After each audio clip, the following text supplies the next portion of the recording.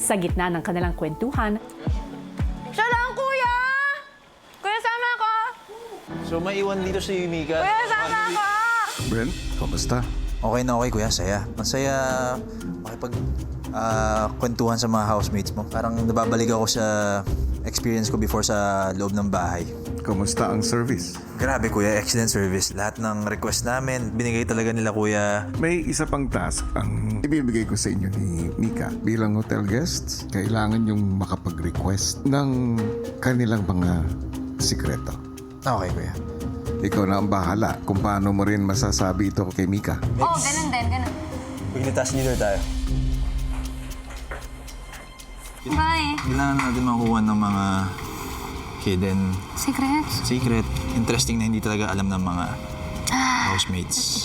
Gawin natin Pwedeng hidden talent, hidden ano. pagkatapos mag-usap, binalikan na nila ang housemates. Have a task for you guys. Dahil mas gusto pa namin kayo makilala, kahit magkakasama kayo ng matagal na dito, may mga iilan pa kayong hindi nalalaman sa isa't isa. Mag-share lang kayo ng tingin nyo, ikakagulat namin, ikakagulat ng mga kasama nyo, talent. Bigyan natin sa example. Yung sa akin is, sobrang lakas kasi ng sense of smell ko. Alam ko pagka uulan na, gano'n, maaamoy mo. May scent kasi yung rain, di ba?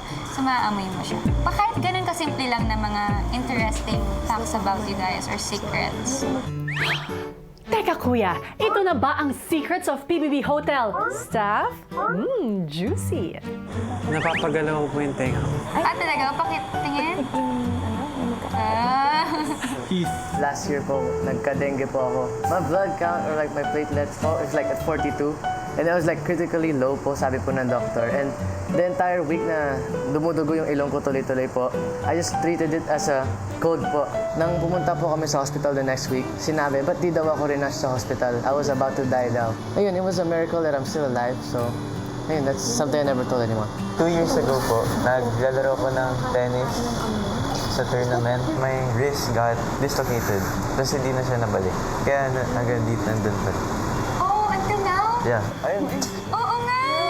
Pero wala namang pain, bro. Wala na po. Wala na siyang pain. Grabe itong mga batang to. Alagaan nyo yung mga sarili nyo, ah. Oo. Ako naman po, nung bata po ako, ang naging first pet ko po, or alaga ko po ay manok.